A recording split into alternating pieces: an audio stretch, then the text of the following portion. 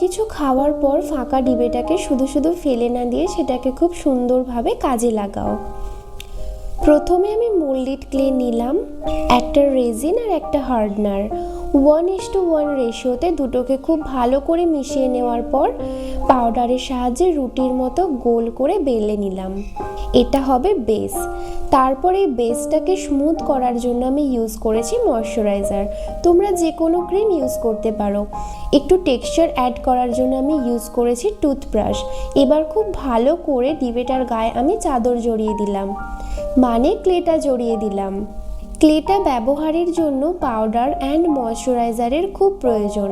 Powder যেটা তোমার হাতে চিপচিপ করা থেকে আটকাবে, আর ময়শ্চারাইজার যেটা সারফেসটাকে স্মুথ করতে হেল্প করবে।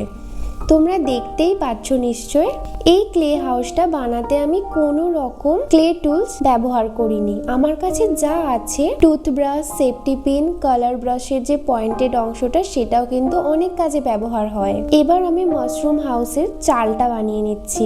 যেহেতু এটা মাশরুম হাউস বানাচ্ছি তো চালটা আমি এরকম শেপেই রেখেছি। তারপর কালার ব্রাশের পয়েন্টেড অংশটা নিয়ে কিন্তু ওর মধ্যে আমি গোল গোল করে দিলাম। আঠার সাহায্যে আমি বাড়িটাকে বেশের সাথে জুড়ে দিলাম।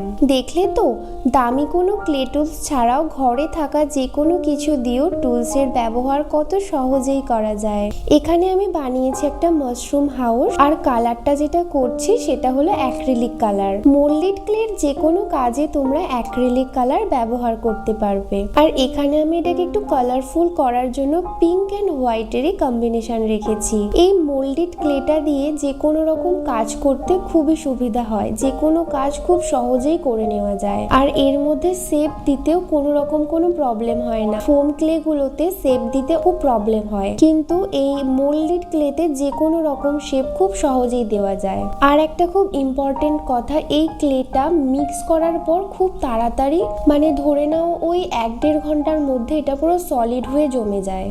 তোমরা রেজিন অ্যান্ড হার্ডনারটাকে মিক্স না করেও প্যাকেট খুলে রাখতে পারবে, কিন্তু মিক্স করার পর এটাকে আর রাখা চলবে না, তাহলে ওটা যেই শেপ থাকবে সেই শেপে আকার নিয়ে নেবে। ওটাকে তোমরা পরে আর কোনো রকম ভাবে ব্যবহার করতে পারবে না। আর এই ক্লেটা ড্রাই হয়ে যাওয়ার পর তবেই কিন্তু তোমরা কালার করো, না হলে এই ক্লেটা কালার খুব তাড়াতাড়ি অ্যাবজর্ব করে নেয় অ্যান্ড কালারটা খুব ডাল দেখায়। এখানে আমি গোলাপ, টিউলিপ, সূর্যমুখী বিভিন্ন রকমের ফুল করেছি। অনেকটা কালারফুল করার চেষ্টা করেছি আমি সবকিছু মিলিয়ে। এই ক্লেটা শেপ দেওয়া তো অনেকটা সহজ, কিন্তু এটাকে কালার করা খুবই কঠিন। কালার করতেই যে একটু কষ্ট হয়। আর এই যে একটা ফাঁকা ডিবে ট্রান্সফর্ম হয়ে গেল একটা সুন্দর ফেয়ারি হাউসে।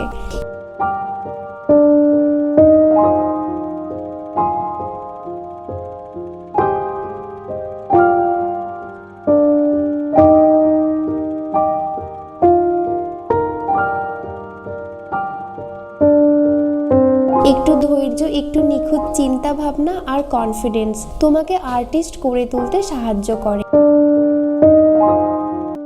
এই ভিডিও দেখে তোমরা যদি একটু হলেও নতুন কিছু শিখতে পারো তাহলে কমেন্টে জানিও। পুরো ভিডিওটা দেখার জন্য তোমাদের সবাইকে অনেক অনেক ধন্যবাদ। সবাই খুব ভালো থেকো। দেখা হচ্ছে আবার পরের কোনো ভিডিওতে।